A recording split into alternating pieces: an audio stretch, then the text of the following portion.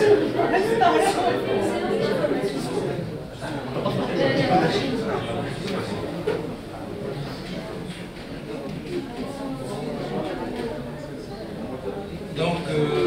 je me présente, Ziad Becha, je suis le CEO et le fondateur de Playboy Training Academy et TED University.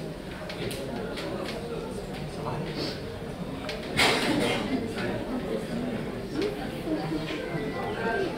Donc, aujourd'hui, je vais parler de donc nous présenter théorie et centre de formation qui est spécialisé dans les formations certifiantes et accréditées, qui débouchent donc sur des certifications spécialisées en IT et la gestion du projet. D'accord. Donc, comme je venais de dire, Playboy Training délivre des formations certifiantes et accréditées qui débouchent sur des certifications reconnues à l'échelle internationale. On est accrédité par Cisco, VMware, Microsoft, Sequence, GAS, The Linux Foundation très récemment. Donc, et ces formations-là sont dédiées aux entreprises. C'est-à-dire que même que ce cher, on a pensé à évoluer cette entité-là et qui est spécialisée dans la reconversion de l'upskilling pour permettre aux jeunes qui ne sont pas dans l'IT d'aller vers le domaine de l'IT. Okay. Et on parle à la force des choses parce que nous travaillons beaucoup avec les entreprises, donc on connaît assez bien les demandes du point de vue certification, compétences. On parle très souvent de skills gap entre ce que sortent les universités comme profil donc diplômé et en même temps ce que demandent les entreprises là où on demande de la technicité et des compétences bien déterminées. Donc, on a créé TED University qui est spécialisée dans les formations IT, donc des licences et des masters, mais qui permet non seulement d'avoir le diplôme homologué, mais en plus d'avoir des certifications qui sont reconnues à l'échelle internationale. Donc ça, c'est pour cadrer un peu les choses, pour que vous puissiez comprendre donc, de quoi il s'agit. Donc la première question, est-ce que le domaine de l'IT, est-ce que c'est un domaine intéressant ou pas? Moi j'imagine que si vous êtes là, que ça vous intéresse. Juste donc, à titre d'exemple, j'ai choisi quelques petites figures qui nous donnent une idée un peu sur l'importance de ce secteur, un secteur très porteur. Donc on a Jeff Bezos qui est le fondateur d'Amazon, donc à droite, et à gauche, donc Conor McGregor, que vous connaissez sûrement si vous regardez les films. Donc Jeff Bezos est beaucoup plus riche que Conor McGregor, justement. Pour vous dire que l'IT est un domaine porteur. Un autre exemple, donc Elon Musk, qui est pratiquement l'homme le plus riche maintenant, qui est connu avec Tesla, c'est le fondateur de eBay, donc c'est un monsieur qui est très connu. Et de l'autre côté, donc Tom Cruise. Et là, vous pouvez voir la différence donc, du point de vue donc, financier, comme quoi l'IT, c'est un domaine très porteur. Un autre exemple, bon, je suis sorti un peu du cadre, donc là, je compare un peu Pablo Escobar, qui était un dealer, qui avait été connu pour avoir fait beaucoup d'argent, et qui malgré tout n'est pas arrivé au niveau de richesse de Bill Gates. Donc probablement l'IT est un domaine qui est extraordinaire. Donc aujourd'hui, si donc, je change un peu donc, d'angle de vue, si on regarde un peu les demandes dans le monde entier, en Europe, par rapport à la demande donc, sur les ressources IT. Donc là, donc, la ligne est rangée, ça c'est donc le nombre, donc le pourcentage des personnes qui sont demandées en emploi dans le domaine de l'IT. Donc on a de plus en plus de la demande d'emploi sur le secteur IT, c'est-à-dire que le domaine IT demande de plus en plus de ressources par rapport aux autres domaines dans le monde. Et la courbe, donc, c'est depuis 2012 jusqu'à 2021. Après, donc, l'évolution en nombre, c'est exponentiel. Donc, c'est un domaine assez porteur. Après, donc, j'ai choisi deux autres courbes. Donc, ça, c'est le nombre total d'emplois dans le monde, qui est en bleu. Donc, le nombre d'emplois, il évolue petit à petit. Par contre, l'IT, ça évolue d'une manière exponentielle. Donc, c'est the place to be, comme on dit. Donc, il y a eu récemment un rapport qui a été sorti par Pearson View. Donc, pour ceux qui ne connaissent pas, Pearson VUE est le leader mondial dans tout ce qui est certification, donc tout ce qui est examination pour obtenir les certifications. Donc pratiquement toutes les brands dans l'IT, ils passent à travers Pearson VUE pour passer des examens et obtenir les certifications. Donc chaque année, ils sortent leur rapport. Et dans leur rapport, il y a des statistiques. Les statistiques, qu'est-ce qu'ils disent pour 2022? C'est un rapport de 2023. Donc les statistiques disent qu'on n'a jamais eu, donc depuis 16 ans, une pénurie de ressources dans l'IT comme 2022. Donc depuis 16 ans, donc là, il y a eu les années 2000 aussi, il y a eu beaucoup de demandes sur l'IT. Donc depuis 16 ans, là, il y a une hausse de la demande. Donc d'ici 2025, on aura besoin dans le monde entier de 97 millions de spécialistes en IT. Après, donc 75% des employeurs remarquent qu'il y a un gap, c'est-à-dire une différence entre la demande en termes de compétences et ce que sortent les universités. C'est-à-dire qu'il y a une grande partie de compétences à compléter pour répondre aux besoins des entreprises. Donc, d'autres chiffres, donc la certification. Pourquoi on fait de la certification si on a un diplôme? La certification elle permet d'avoir beaucoup d'autres avantages et elle permet d'avoir des compétences donc, supplémentaires et qui permettent entre autres de gagner plus d'argent et d'avoir un niveau de rémunération qui est encore plus important parce que d'après le même rapport, il y a 35% d'augmentation de salaire pour les gens qui ont fait des certifications. Et ces augmentations donc, sont plus que 30%. Après, donc, 58% des personnes qui ont passé des certifications, qui ont réussi, ont obtenu une augmentation de salaire dans les 3 mois qui suivent. 83% l'ont obtenu au bout de 6 mois. C'est-à-dire que si vous investissez dans votre profil, dans votre savoir-faire, vous pouvez avoir des augmentations de salaire. Et ça ne s'arrête pas là, parce que je vais vous citer aussi d'autres avantages. D'après le même rapport, que je n'ai pas inventé, donc il y a 27% de ces personnes-là qui ont obtenu des certifications, qui ont eu une promotion, donc traqa, voilà, d'autres termes. Donc 25% d'entre eux ont eu d'autres opportunités, donc un autre poste, donc dans la même industrie, c'est-à-dire s'ils sont dans le développement, ils sont restés dans le développement, s'ils sont dans l'administration système, ils sont restés dans l'administration système. Après, il y a 14% qui ont trouvé de nouveaux postes dans de nouveaux domaines, donc ça ouvre d'autres opportunités. Et après, donc, il y en a ceux, donc 11% d'entre eux ont obtenu leur job de rêve, après avoir obtenu leur certification. C'est pour ça qu'on dit que c'est important d'avoir des certifications à part le diplôme, parce que le diplôme, c'est le minimum syndical, 10 على 20, 10 الحاكم, comme on dit. Par contre, la certification, c'est l'excellence. Et on peut faire les deux. Donc, je continue. Si on compare les anciennes générations par rapport à cette génération, si on prend les étudiants, parce que bon, donc, notre sujet de discussion aujourd'hui, c'est comment donc impliquer les étudiants dans le circuit de la certification à part le diplôme. Les baby boomers, donc, ce sont ceux qui sont nés à peu près dans les années fin des années 40, 50, 60, il n'y en avait que 7% qui pensaient à faire de la certification à part leur diplôme. Après, donc les millennials, donc ce sont ceux qui sont nés entre 1984 et 1996, il y en avait 15% qui pensaient à la certification étant étudiants. Maintenant, il y en a 42%. Donc après 97, d'accord? Donc il y a plus d'intérêt à faire de la certification que les années passées. Donc si on prend aussi les chiffres, donc 24% des étudiants aux États-Unis et 27% dans le Middle East and Africa, dans la région MENA, donc le Moyen-Orient, qui font des certifications tout en étant étudiants. Donc l'intérêt pour vous, si vous êtes toujours étudiant, c'est de faire partie de ces 27% et de ne pas rater ce tournant, justement parce que à chaque fois où on s'investit très tôt, ça finit par payer très rapidement et c'est un investissement qui finit par payer très, très rapidement, comme je vous l'ai dit. Donc après, d'autres chiffres, pourquoi les gens font des certifications? 47% le font pour avoir, 75% pardon, le font pour avoir de nouvelles compétences.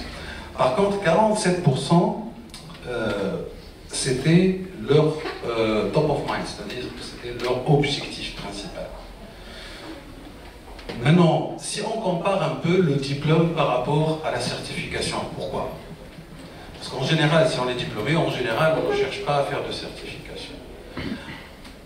Voilà, donc tous les deux, en fait, ça, on les fait pour valider des connaissances, pour pouvoir les mettre dans les CV et pour pouvoir obtenir des jobs ou des postes qu'on veut avoir. Et donc ça permet de dire, voilà, donc j'ai les compétences, je veux avoir ce job, je veux être promu, je souhaite avoir une augmentation de salaire et ainsi de suite.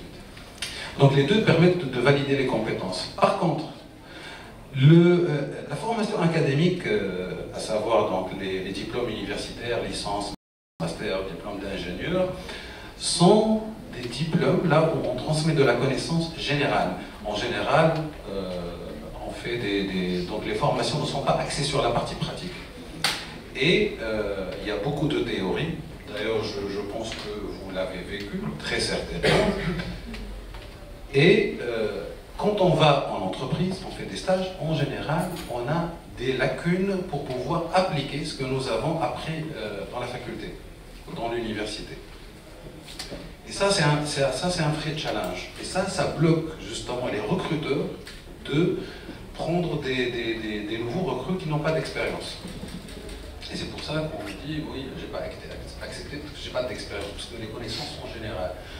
Très souvent, quand on fait des études d'ingénieur, on enseigne de la chimie, de la physique, des mathématiques, mais on ne s'en sert pas du tout, justement. Bon, c'est ce qui fait que la formation est bonne, mais ça reste très généraliste. Par contre, les certifications sont axées sur des compétences très pointues et très précises et très pratiques. C'est-à-dire, quand on apprend quelque chose en formation professionnelle et qu'on obtient des certifications, on valide des compétences bien précises dont on a besoin en entreprise. Si on a appris, on applique directement. Et d'ailleurs, maintenant, quand on recrute, on regarde beaucoup si les personnes sont certifiées sur des technologies. Parce qu'ils sont certifiés, ils sont employables tout de suite et ils sont ready tout de suite. Je n'ai pas besoin de perdre 6 mois de salaire, 8 mois de salaire pour voir si la personne va apprendre, va être bonne ou pas.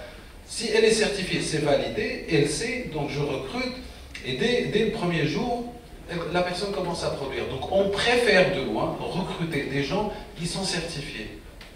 Et comme je venais de dire, il y a 42% des étudiants maintenant qui font des certifications, donc l'abondance est là. Donc moi, personnellement, je préférerais recruter quelqu'un qui est diplômé, mais certifié en plus.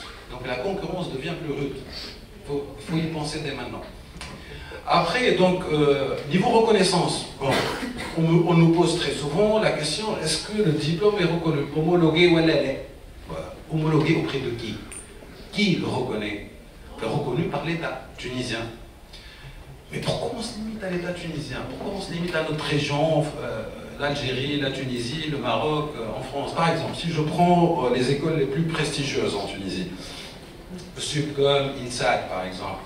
Bon, c'est vrai que tout le monde connaît INSAT en Tunisie, l'ENIT par exemple, elle est connue.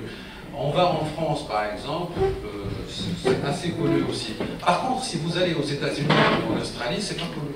On vous dira, par contre, une certification, elle a une reconnaissance universelle. C'est-à-dire, si on passe des certifications Microsoft, VMware, AWS ou Scrum ou PMP, c'est reconnu à l'échelle internationale. C'est-à-dire que la certification qui est assimilable au diplôme que vous obtenez, elle est reconnue partout dans le monde de la même manière.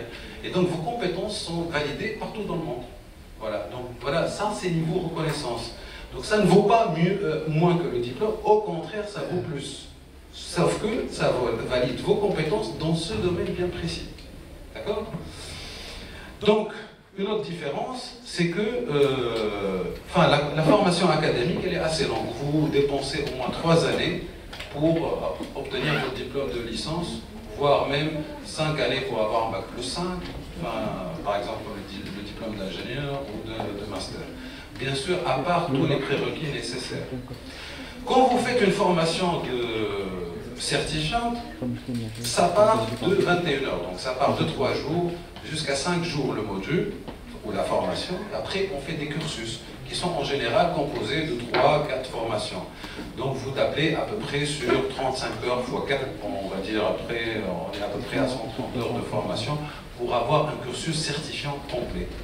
Donc c'est assez intéressant dans la mesure où ça valide des compétences de manière très rapide et très efficace parce qu'on se spécialise rapidement.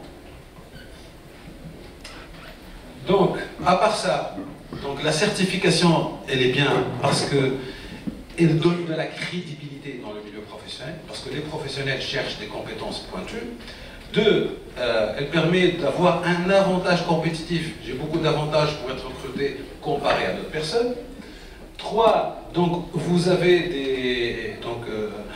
des compétences donc, de terrain, de spécialité qui vous permettent d'opérer tout de suite en milieu professionnel. Après, donc, ça vous permet d'avoir un accès à des ressources des éditeurs, des constructeurs comme Cisco, VMware, Huawei, AWS, parce qu'une fois que vous êtes certifié, vous devenez membre de certaines communautés, et donc vous avez le droit d'accéder à certaines choses, des connaissances, des documents, dont les autres n'en ont pas accès. Je rajoute à cela, donc ça permet donc de développer des compétences assez pointues. Ça permet aussi d'être très à jour parce que la technologie elle évolue très vite et à chaque fois, chaque année, chaque mois il y a de nouvelles versions, donc ça vous permet de vous certifier, de vous former de nouveau pour être tout le temps à jour et suivre les nouvelles technologies. Bon, j'en ai parlé, ça permet également d'avoir un niveau de rémunération beaucoup plus important et ça permet également de se mettre en contact dans une communauté de personnes certifiées qui se rapportent des opportunités, qui se posent des questions. Quand il y a un nouveau poste, je connais un ami qui est certifié, donc je lui offre cette opportunité. Et c'est le système de recommandation qui est mis en place. Donc là, j'ai pris quelques statistiques du rapport de Pearson VUE pour 2023 sur les certifications qui ont été les plus demandées dans le monde. Donc, en tête de liste, on trouve tout ce qui est cloud computing. Donc, il y a AWS, il y a Azure, par exemple, comme brand très connu. Il y a la cybersécurité, il y a la partie networking, donc réseau et Wi-Fi, la sécurité, la virtualisation. Il y a tout ce qui est développement également. Donc, on part de 16%, 12, 12,8, 9,8 et on descend pour arriver à d'autres spécialités qui sont peut-être un peu moins intéressantes. Donc parmi les certifications les plus demandées en 2022, donc il y avait AWS, il y avait la partie sécurité CCSP, il y avait la protection des données qui n'est pas très bien cotée en Tunisie mais qui est très cotée en Europe ou aux États-Unis. Il y a la partie CISM sur la partie sécurité, il y a le pen testing avec CEH de IC15, Certified Ethical Hacker. Il y a la partie Certified Data Professional, donc sur la partie protection des données.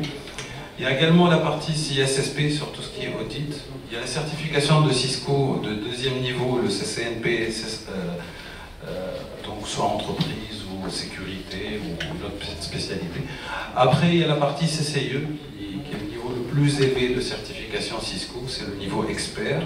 D'ailleurs, en Tunisie, il y en a peut-être qu'une dizaine qui sont certifiés CCIE, et ça ouvre des portes comme pas possible pour pouvoir accéder à des postes et pour pouvoir accéder à des niveaux de rémunération qui sont très intéressants.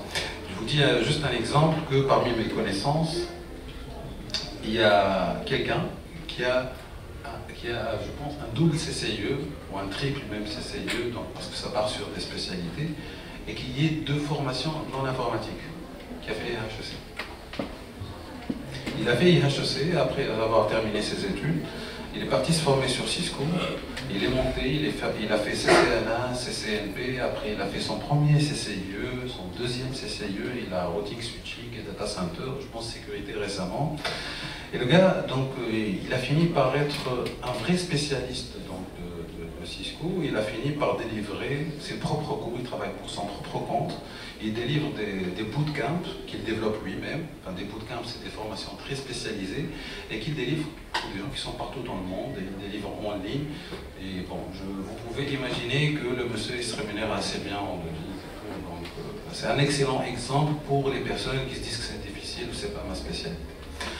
Après, donc, il y a Contia qui est une certification pas trop connue en Tunisie, mais qui est très connue aux États-Unis et qui a pratiquement le niveau de reconnaissance d'un diplôme pour tout ce qui est helpdesk et support informatique. Et après, il y a ITIL. C'est une très bonne formation pour les non-informaticiens qui souhaitent partir sur la gestion des services informatiques et la gestion d'incidents, pour connaître un peu la méthodologie dans ce domaine-là. Je rajoute le dernier slide sur les meilleures certifications. Il y a tout ce qui est administration des bases de données Oracle, il y a la gestion de projets professionnels, PMP, la fameuse PMP, et qui est cotée parmi les top 10, je pense, des certifications dans le monde. Il y a les certifications sur Salesforce, il y a le Scrum Master, donc c'est la gestion de projets agiles. Il y a Google Certified Professional Cloud Architect. Donc rappelez-vous, la partie cloud, c'est parmi les numéros 1 donc des certifications les plus demandées, d'après Pearson VUE. Il y a la certification VCP-DCV de VMware, qui est le leader mondial donc, de des solutions de virtualisation dans le monde. Donc les choses ont changé depuis le Covid. Donc depuis 2020 jusqu'à 2022, les gens partaient en centre de formation pour se former. Donc il y avait 28% qui allaient dans des centres de formation. Maintenant, en 2022, il n'y a que 14% qui vont dans des centres de formation. Bon, c'est pas un article vendeur pour nous, mais je le présente quand même, parce que le but c'est d'informer les gens. Mais ce qui est intéressant également comme chiffre, c'est que les gens ils font du self-training, self-directed materials for free. C'est-à-dire que les gens peuvent se former et se certifier avec leurs propres moyens pour dépenser moins d'argent. Donc 53 à 54%, donc c'est assez stable. C'est la proportion des personnes qui font donc des cours en ligne, par exemple sur Udemy, sur Coursera, sur Pluralsight. Il y a plusieurs plateformes. Il y a The Cloud Guru qui, je pense, s'est transformé en un autre brand, qui offre des cours, bon, je dirais pas gratuitement, mais qui offre parfois des coupons pour des cours gratuits et qui permettent de préparer pour des certifications. Pas toutes, bien entendu, mais ils permettent de préparer pour un très très bon nombre de certifications avec des frais extrêmement réduits. Et c'est pour ça qu'il y a à peu près 50% donc, des gens qui font ça en self-learning. Il leur suffit donc juste de payer les frais d'examen. Je vous donne des tips aussi. Il y a des constructeurs comme Microsoft par exemple qui ouvrent des sessions de formation en ligne gratuitement. Il suffit de s'inscrire pour avoir la formation gratuite et pour avoir le voucher de formation gratuite. Il suffit de chercher voilà, sur Google, le fameux Google. Donc, au fin de compte, vous ne payez rien du tout, ni la formation, ni la certification. Donc, comment on se prépare pour ça? Donc, vous êtes étudiant, ou bien vous n'êtes pas étudiant, donc vous voulez choisir, faire le bon choix pour faire des études réussies. Comment je fais? Est-ce que je fais de certification? Je fais une licence, je fais un master, qu'est-ce que je dois faire? Donc la première chose, c'est de choisir la bonne université qui est connectée, qui est dans les trends, qui parle technologie, qui est partenaire avec des éditeurs, qui collabore avec des entreprises qui ont besoin donc de compétences de terrain. Ça, c'est le premier critère. Choisis pas le nom parce que c'est connu, parce qu'on l'a vu dans les affiches, parce qu'il y a eu beaucoup de marketing. Il faut poser les bonnes questions. Quels sont vos partenaires? Qui sont vos formateurs ou vos enseignants? Est-ce qu'ils sont certifiés? Quels certifs ils ont? Donc c'est ça, il faut aller chercher peut-être les enseignants sur LinkedIn, voir s'ils sont certifiés ou pas. C'est ça qu'il faut vraiment voir, parce que bon, la com c'est autre chose. 2, il faut, quand on est étudiant, on doit s'enregistrer dans les académies partenaires avec les universités. L'ATACAD pour Cisco, Palo Alto, AWS, Red Hat, il y en a plein. Huawei Academy. Donc il ne faut pas hésiter à s'inscrire pour suivre les contenus officiels de ces formations, pour avoir des vouchers d'examen et pour pouvoir se certifier quand on est encore étudiant. parce qu'après, je dirais pas que c'est trop tard, mais on a gaspillé beaucoup de temps avant de se rendre compte. Troisièmement, il faut de temps à autre être dans les forums, dans les communautés, chercher des vouchers de certification gratuite. Il y en a plein. Après, parce que qu'est-ce qui se passe?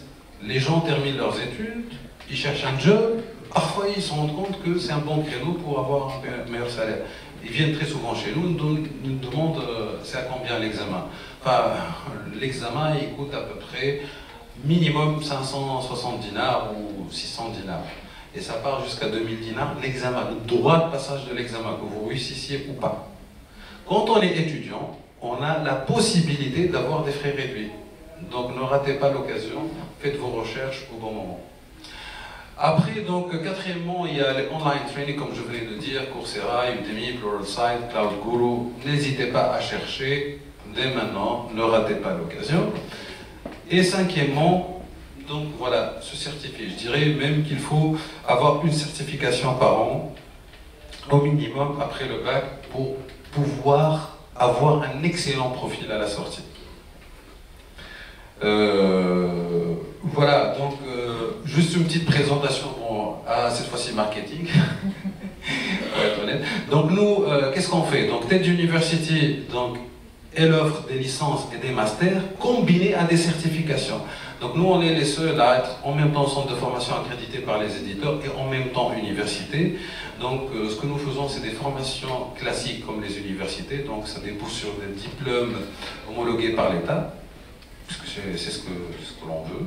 Et après, donc, on combine ça avec des contenus donc, de formation professionnelle et des certifications pour que la personne puisse avoir une reconnaissance locale en Tunisie par le ministère, une reconnaissance internationale à travers les certifications. Ça, c'est une offre unique. Donc, on a commencé en 2022, c'est très récent. Donc, n'hésitez pas à nous poser vos questions par rapport à ça. Après, on a Clevery Academy, c'est du reskilling et du upskilling pour les personnes qui n'ont pas fait une carrière IT et qui souhaitent se reconvertir vers l'IT. Je sais que sur le marché, il y a beaucoup d'offres de reconversion, devenez développeur full stack, devenez consultant BI, machin truc. Moi, je vous dis rien du tout, il faut juste poser les bonnes questions. Le nombre d'heures, c'est pas la durée qui prime, on peut faire ça sur 1 million d'années, c'est la quantité, c'est le nombre d'heures qui est très important à savoir. Qui sont les formateurs et ça débouche sur quoi? Est-ce que j'obtiens une certif? Est-ce que j'obtiens juste une attestation? Qu'est-ce que j'obtiens à la fin? Il faut regarder le programme de cours. Parce qu'il faut toucher les matières de base avant de devenir spécialiste. On ne peut pas devenir spécialiste sans passer par la partie généraliste. Ça, c'est oublié. Oubliez tout ce qu'on vous dit par rapport à devenir spécialiste sans faire les prérequis. On n'arrive pas donc, à avoir les bonnes compétences pour pouvoir se positionner dans le marché. Il faut faire les choses dans les règles de l'art. Voilà. Après, donc, Clevery Training, c'est le centre de formation qui est accrédité, qui délivre les formations à la carte pour les entreprises et pour les individus sur des thématiques bien déterminées. Donc, c'est à la carte. Donc, vous choisissez le cours que vous souhaitez faire. Et en général, c'est destiné pour des personnes averties qui connaissent ce qu'ils veulent. Mais sinon, bon, à la limite, vous pouvez venir chez nous et on peut vous conseiller par rapport à ce que vous pouvez faire. Last slide. Donc, justement, je résume. Donc, si vous avez, il faut commencer par avoir un objectif. Et oublier les multispécialités. Je veux faire sécurité, réseau, cloud, virtualisation. Personne ne peut être spécialiste dans 3 ou 4 spécialités. Ça, c'est impossible, c'est du pipeau. Choisissez une spécialité et investissez-vous dans cette spécialité. Soyez bon, très bon dans cette spécialité. Il ne faut pas tout faire. Le mécanicien généraliste, il n'est pas bon. Je veux un spécialiste. On paie très cher les spécialistes. Donc choisissez une spécialité. Après, il faut commencer à se former. Il faut demander, poser les questions et se former sur cette spécialité-là. Passer les certifications, je dirais pour des étudiants, une certification par an, c'est largement suffisant, c'est pas beaucoup, c'est pas peu. Donc faites-le et faites un CV donc, de rêve pour être très bien positionné à la sortie. Et bien sûr, travaillez sur votre LinkedIn dès que vous êtes dans la fac. n'hésitez pas à le faire. Ça, c'est très important pour pouvoir être sur le marché de façon très tôt. Donc voilà, donc je vous laisse scanner le QR code pour le quiz, pour participer au tombola. Vous aurez la question.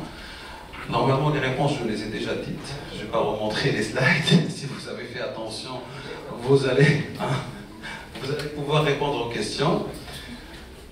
Après, bon, si vous pouvez nous poser des questions autres de celles dans le QR code, je suis disponible pour vous répondre.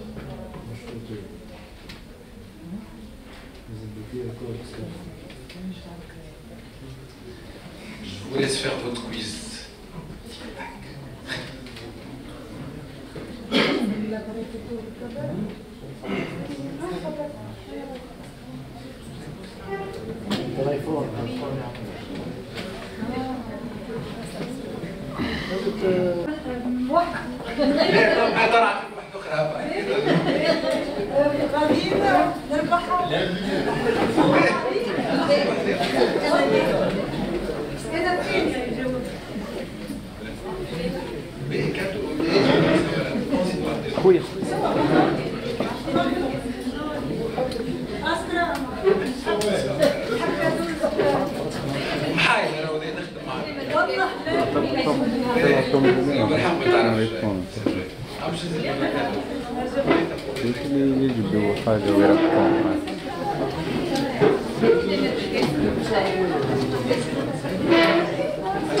خلصت واحدة بقى كان ايه هايلايت جيب تدرير هايلايت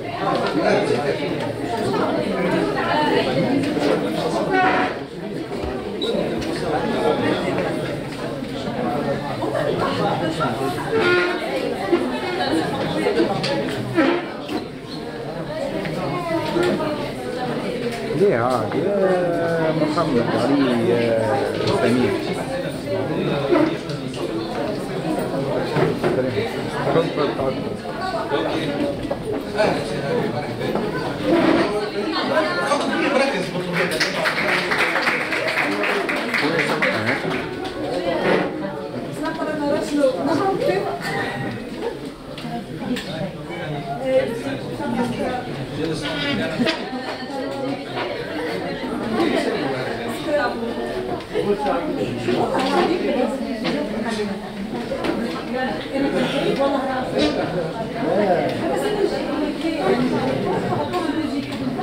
Merci pour votre attention. Je serai au salle à la session G, donc il y a quelqu'un. L'université privée, on propose plusieurs spécialités de la cycle ingénieur. On prend de la licence, anglais ou français. On propose également un cycle préparatoire, maths physique. Au cycle ingénieur, on propose le cycle en français et en anglais. Donc avec la spécialité, donc le cloud, le big data, et je vais laisser ensuite la parole. D'accord. Oui, voilà, nous avons plusieurs spécialités, donc ça rentre toujours dans le technique, donc IT, oui. Micro. Oui. Ah, ok, d'accord. Donc nous avons 4 spécialités au fait, donc il y a 2 branches. Génie logiciel, d'accord. Donc il y a génie logiciel et dans le génie logiciel vous avez des options. Après spécialisation dans tout ce qui est génie logiciel ou big data, il y a big data. Et sinon c'est le réseau, d'accord. Génie informatique en réseau, informatique. Et là vous avez plutôt le réseau, sécurité réseau et cloud virtualisation. D'accord. Bon, l'occasion pour nous était de présenter, parler un peu de ChatGPT parce que tout le monde en parle. D'accord. Bon, en tant qu'enseignante, la question qu'on me pose à chaque fois, est-ce qu'on ne va plus avoir de travail? Ce qui n'est pas logique, hein, ce qui n'est pas logique, parce que vous savez, ceux qui ont créé le chat, ce sont des ingénieurs, et vous devez être ingénieur pour arriver à faire plus que ça, d'accord? Donc, et puis, ce que l'on gère comme information, le GPT lui-même, c'est basé sur tout ce qui est science, technologie, d'accord? Donc, il y a sciences, technologie et tout ce qui est aussi informatique, etc. Donc, il y a des connaissances. Là, je ne sais pas s'ils sont... Ça y est, c'est...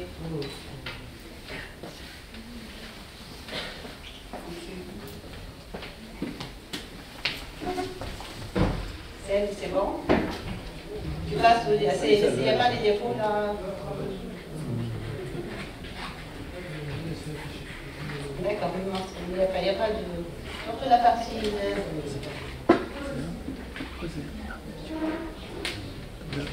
La deuxième diapo, troisième collège, il y a tout ce qui est publié, donc là vous avez...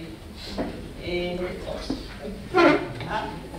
Bon, je voulais juste montrer, donc c'est très bien représenté ce que veut dire GPD, d'accord, parce qu'il y a une combinaison entre tout ce qui est connaissance scientifique, technologie et système, d'accord. Donc, quel que soit tout ce que vous avez comme formation, ça va vous aider à acquérir ces connaissances-là, ces pratiques-là, d'accord. Donc, là, le fait d'avoir peur que le chat nous remplace, bon, il y a des domaines, c'est vrai, hein, l'IA, où c'est beaucoup plus rapide, c'est sûr, mais l'avant, toute cette formation en amont, c'est là, d'accord, il faut que vous l'assuriez. Hein. C'est-à-dire, on ne peut pas dire qu'un jour ou l'autre, on ne va plus rien faire. Si on parle d'analyse, il faudrait déjà pour cela, donc, maîtriser déjà les données, parce que les données ne sont pas aussi pertinentes. Voilà, ça c'est la diapo que je voulais montrer. Donc là, quand on parle de generative retraitement, les transformants, le concept c'est science, technologie et système. Pour pouvoir avoir ce concept-là, il faudrait déjà avoir ces connaissances-là. Donc l'objectif de notre formation ingénieur, c'est ça. Hein. Donc elle ne va pas disparaître du jour au lendemain. Et comme je vous dis, ceux qui l'ont conçu sont eux-mêmes des ingénieurs. Et si vous avez à modifier quoi que ce soit, c'est vous qui allez intervenir. Déjà, normalement, dans l'IA, dans l'intelligence artificielle, on le constate déjà. On est en train de suivre, d'encadrer plusieurs PFE. À la fin, les étudiants, ils sont en train d'appliquer des algorithmes existants. Donc, qu'est-ce que ça a changé? D'accord? C'est-à-dire que les projets de fin d'études, les étudiants, quand ils font du machine learning, etc., ils ne sont pas en train de créer des algorithmes. C'est des algorithmes existants qui sont en train de modifier, utiliser, etc. C'est ce qu'ils sont en train de faire. D'accord? Voilà, donc, pour la formation en tant qu'ingénieur, ce qui est très très important, c'est la pratique. C'est la pratique, quelle que soit.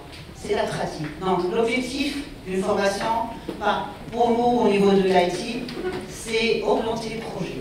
Le principe, à notre niveau, c'est de centraliser toute l'information, centrer toute l'information sur les projets. D'accord? Et ça a marché dans d'autres pays, donc ça peut marcher ici aussi. D'accord? Dans tout ce que l'on fait, d'accord? Et bien sûr, il y a toujours des fondements. À partir de là, normalement, il faut que l'étudiant ait la possibilité de pratiquer. D'accord? Et pour cela, nous avons toujours prévu, donc pour la diapo d'après, voilà, une approche orientée projet. L'approche orientée projet, dans la réalité, c'est-à-dire que l'étudiant doit être capable, chaque semestre, de réaliser un projet. D'accord? Donc, on a intégré carrément les projets à tous les niveaux, du premier semestre jusqu'à la fin du cursus, ce qui est très important, mais c'est aussi important, c'est les soft skills. Hein, la communication, le leadership, le travail d'équipe, ça c'est très important. D'ailleurs, au niveau des CV, on constate que, par exemple, des personnes qui n'ont jamais eu de club, voilà, qui n'ont pas participé à des clubs, etc., c'est un point négatif. C'est un point négatif au niveau des CV maintenant. Donc, il faut qu'il y ait la communication. Il faut qu'il y ait le travail d'équipe. Il faut montrer qu'on a su travailler en équipe. D'accord? Quel que soit des projets divers, ça ne peut pas être nécessairement des projets techniques. Hein. N'importe quel projet, même bénévole. D'accord? Donc, il faut que vous ayez c'est-à-dire la communication, mais aussi le fait de travailler ensemble, d'accord? De savoir gérer une équipe aussi, c'est très important. D'accord? Et à part, bien sûr, le côté technique que vous devez, bien sûr, assurer à travers des projets. Ce que l'on a constaté, c'est qu'au niveau des recrutements, le premier handicap, c'est la communication. Donc, je ne sais pas l'exemple de la dernière fois, avec des partenaires. Voilà. Justement, il y a un petit conseil, je pense que vous êtes tous pris des domaines de l'IT. On considère qu'à l'époque, un ingénieur, c'est quelqu'un qui est fort en technologie, la partie technique. C'est plus le cas. Maintenant, j'étais au début de la semaine à une grande société. 50% des compétences, c'est des soft skills. C'est de communication, c'est de rédaction. Même les ingénieurs, les Tunisiens, on est fort. Côté technique, on n'a pas de souci. Mais faites attention, vous avez le temps, au niveau de votre formation, prenez l'initiative et concentrez-vous sur la partie soft skills. La partie rédaction. La partie rédaction des rapports. C'est important, vous commencez à éviter que... je ne suis pas présenté, mais on est le titre des enseignants universitaires. On a remarqué copier-coller. On ne peut pas apprendre avec les copier-coller. Non plus avec les chats GPT. Pour nous, le chat GPT, c'est un outil. Il peut accélérer, mais il faut maîtriser d'abord. Je pense qu'il faut maîtriser le métier. Il ne va pas raisonner à votre place. Je pense que ChatGPT, si moi je pose la question d'une manière, vous posez la question d'une autre manière, il ne va pas répondre, on ne va pas avoir la même réponse. Faites attention, nous, comme enseignants, comment on voit le ChatGPT? Est-ce que c'est un ennemi ou c'est pas un ennemi? Nous, on ne dit pas que c'est vraiment un ennemi, c'est un outil. C'est un outil pour peut-être faciliter, accélérer, mais pour quelqu'un qui maîtrise le domaine. On ne peut pas prendre même le résultat. Imaginez, tu ne maîtrises pas le domaine. Tu vas voir la réponse. Comment tu peux savoir si c'est vraiment la bonne réponse ou pas? Alors, je dis que le ChatGPT, c'est juste un outil. Alors, il faut faire attention. C'est un conseil pour les étudiants. Il ne faut pas vraiment se concentrer là-dessus. C'est bien, c'est un outil, comme je répète à chaque fois pour les étudiants, pour accélérer. Il faut maîtriser. Mais non, on ne marche pas. Ah oui, c'est bon, désolé. Ça, c'est la partie rare. Mais imaginez, est-ce qu'il va apprendre émotionnellement? Il ne peut pas changer la partie émotionnelle. Il ne va pas vous aider à se communiquer en équipe, à s'intégrer dans l'équipe, à écouter. Tout ça, ce sont des soft skills qu'il faut l'apprendre. Alors, le conseil, c'est bien pour un profil, on ne va pas rentrer dans le diplôme, est-ce que c'est un master, c'est un bac plus 3, bac plus 5, on ne sait pas ça. Un profil IT, c'est bien, c'est très important la partie technique, mais actuellement, on est en 2023, la partie soft skills, la partie communication, rédaction, tout ça c'est important. C'est partout. Nos ingénieurs tunisiens, ils sont partout dans le monde, ils sont forts en partie technique. Tu lui dis, on a un cahier de charge à préparer. Ah non, non, c'est tombé. Tu peux me rédiger un mail. Ah non, non, non. Tu peux me faire une application là-dessus, je suis pris. Alors, la partie rédaction, la partie communication, intégration dans une équipe, écoute, gestion d'équipe, gestion de la différence, tout ça c'est un point très important. Recrutement, on a réunion qui ne soit pas de début de semaine. Vous devez faire de formation. Imaginez, le directeur il a dit ça. On a besoin que vous fassiez des formations en français. C'est important. Imaginez, j'ai le bac plus 3, premier non. Il va aller imaginer, dans 2 ans, il va aller se présenter chez un client. La manière de se présenter chez le client, comment tu peux aller, la partie communication, moi aussi, l'étude vestimentaire, tout ça c'est important. Alors imaginez un chef d'entreprise avoir des formations, des étudiants en français, en rédaction de mailing. On peut le dire, c'est pas impossible. Oui, non, mais en général, justement, ça c'est important. Ce que nous avons poussé cette année, dernièrement, on a justement l'année dernière, on a commencé pour la formation en anglais pour la licence, et c'était une expérience magnifique. Et l'année prochaine, on commence la formation ingénieur en anglais parce qu'on a eu le prix du ministère et on va commencer à travailler en anglais. Vous avez raison. اليوم في اكسبريس البوان هذه حبيت نحكي عليها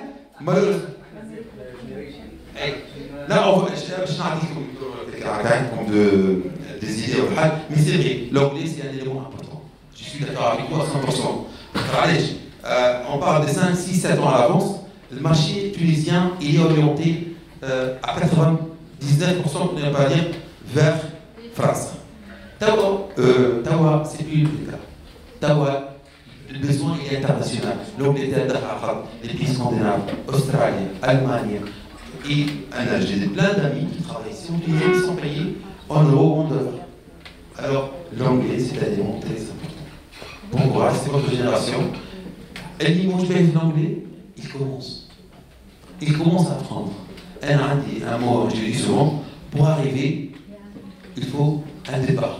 Il faut commencer. On ne peut pas arriver à un point où on n'a pas fait le départ. Ok?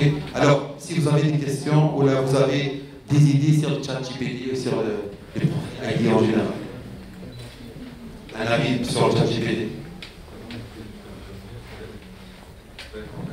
Je pense que vous êtes là tous pour le chat GPT, normalement. Ce serait pas directement. Donc je pense qu'on va présenter quand même le chat GPT, on va parler. On va poser quelques questions. Donc la question c'est elle maintenant je partage une idée à le chat GPT. C'est bon, c'est 2 minutes. Bon, c'est clair. Vas-y.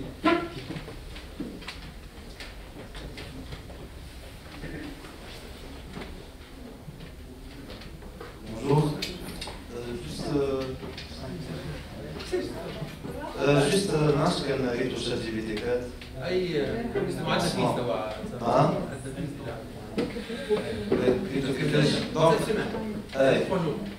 ريتو ديجا سيمين في اليوتيوب حقيقة خفت شوية علاش؟ خاطر توا شات جي بي تي 3 معناتها تحكي معاه جوست معناتها كيما نقولو كونفرساسيون توا شات جي بي تي 4 بتصور نحكي خاصة دومين تاع اليو اي يو اكس ديزاين خاصة معناها جوست تعمل سكراتش معناتها سكيتشي تعطيه شات جي بي تي 4 يخرج لك فيجما معناتها فيجما ادوب اكس دي وتوسكي في الغداء يخدم عليه دونك احنا كان حكينا شات جي بي تي كي بدا يمين في الحاجة هذيا معناها تصور شوية شي ميلي بعد معناتها نحس كي توسكي مش كي نمشي في الديجيتال الشات جي بي تي يولي يغلب أكثر كنا نحس نوليو احنا لازم نرجعوا للحاجات اللي نجموا احنا نعملوا بايدينا باش نعمل حاجه انتيليجونس ارتيفيسيال معناها تحس اذا احنا كل مره نقدموا من بعد كي نحسوا روحنا لازم نرجعوا اللي كنا فيه معناها دونك هذاك اللي يخوفني شويه دونك